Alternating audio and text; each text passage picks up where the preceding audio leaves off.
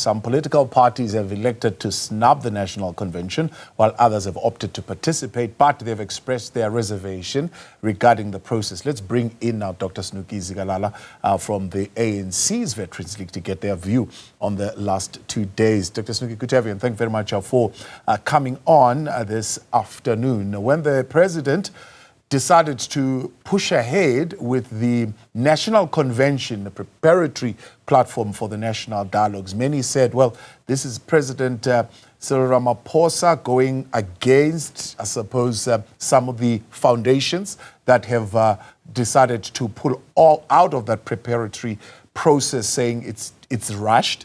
Not only that, but there are also political parties that have pulled out, others choosing not to participate. Some 2 parties, I think, even in his own cabinet, that did not participate in this process. So others are saying, well, it looks much like this is the ANC going against everybody else. How do you read that process? Well, good afternoon, and good afternoon to your viewers. I don't read it that way. I think the issue of a national dialogue came from members of the civil society. And of course, it came from the foundations themselves. And this one, is what we call a convention building, meaning that it's a preparatory process of a national dialogue. And what it means is that national dialogue will happen later after a thorough consultation with the members of the civil society, the citizens themselves, the mass-based organization, church organizations, communities. Then the national dialogue will start. Currently, it was a preparatory work for a national dialogue. And so, as the president said, is that it's a pity some members of the Legacy Foundation decided to pull out now. They should have stayed, because this is not a national dialogue. It's a preparatory convention, which is preparing for the national dialogue. And so I think it was important to understand the views of especially members of the civil society and citizens of the country, because this country does not belong to one political party. The convention and the national dialogue is non-partisan. And so it was important to understand what the society wants, what citizens want, because it's important to involve citizens. We have to have active citizenry in this country, because this is their country. And so we cannot govern without getting their views as a governing party. Now, there are some, including academics, including, I think, black business, I also heard them a little bit earlier, echoing a sentiment similar to this, that says there's ample research and other participatory processes that have been conducted that tell us exactly what we already know.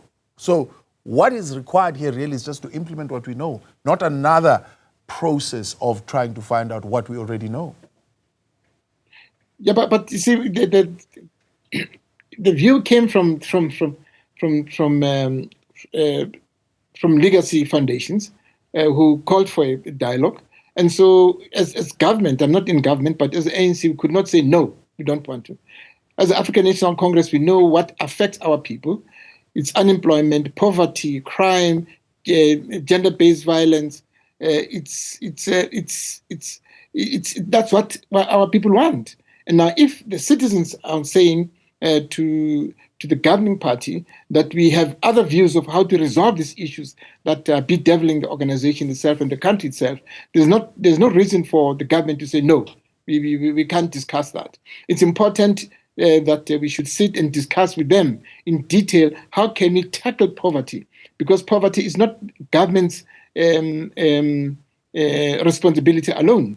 It's all members of the society, especially business and members of civil society, trade unions, and church organizations, to say, how do we deal with poverty? How do we deal with gender-based violence? How do we deal with unethical leadership, especially in government and, of course, in the private sector as well? How do we deal with women who are being killed on a daily basis by their own lovers, which it never happened at all? And so we are one society that has been traumatized by gender-based violence. And so if society says that we want to discuss and give better solutions on how we can deal with these issues, why should the government refuse that such a broad discussion should take place.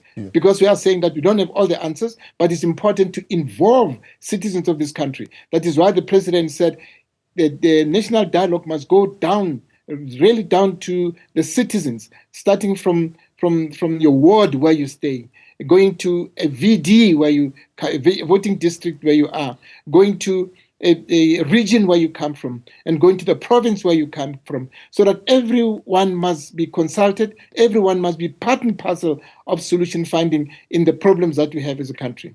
Now, what do we do now? Because we haven't even come to crime prevention. We haven't even gotten to corruption. We haven't even gotten to unemployment. We haven't even gotten to poor public service, gender-based violence, all the issues. We haven't even gotten there to that conversation. Just off the bat, as we kick off this national convention, the green shoots of this is that, one, we are seeing already division. So we are seeing legacy foundations pulling out. Two, we are seeing political parties on the left, political parties on the right, divided. Three, we saw scuffles there of the Khoisan saying where we are being left out of this conversation. Four, today we are seeing the acting president or deputy president walking out and people saying, but this is what we don't want. We're saying, come and listen. You come sit here for an hour and a half and you walk out. Already, we haven't even gotten to the point of the national dialogue, but we are seeing these green shoots of problems. What do we do? Well, I don't know, as Marxists, we believe that where there's tension, it means that there's movement. And we believe that definitely a solution will be found because we have to tackle the issue of gender-based violence. As we say, we have to tackle corruption. We know what to do with corruption. It's not to say that we don't know. We know, we just have to make sure that the NPA does its work, that NPA leadership are held accountable. We have Zondo people who are fingered by Zondo Commission who have not been taken to trial. And so that must just happen. And it's not happening. And they're dragging their feet. NPA is dragging its feet. We are not supposed to criticize the leadership of NPA, but that's the fact of the matter. And so the police themselves, there is corruption within the police. The new Minister of Police must deal with that corruption within the police itself. No one can deal with it except the minister himself. Immediately, if there are rogue elements, I was happy that when he was at the parade of the police, he made it very clear, don't get involved in corruption. Protect citizens of the country. That was a very important statement to the police. And then thirdly, we know very well that our people themselves, especially male, they get very angry when they deal with issues with their partners. They become violent. Those are the issues that we have to deal with them as a community. And so I'm saying that we know what to do, but we have to get people who can be able to implement those resolutions of resolving the issues that we have. In terms of the economy, we know that economy itself is not growing. There must be economic growth. We have been talking about beneficiation of our minerals. That must happen. We need a roadmap on beneficiation, especially from government. Government since 2007, government has been talking about beneficiation. That's the only way to create more jobs in the country. But we want to see those plans being put in place. We know that. And so that needs to happen. And so we are saying that we need everybody to unite. Let's all resolve our problems. Let the skilled and competent people should be appointed to deal with those issues, especially at cabinet level. And so that's where the problem lies. Dr. Snuki Zikalala, appreciate your time. Thanks so much for coming on. That is Dr. Snuki Zikalala, ANC Veterans President. They're on their view of the 2 days of the National Convention.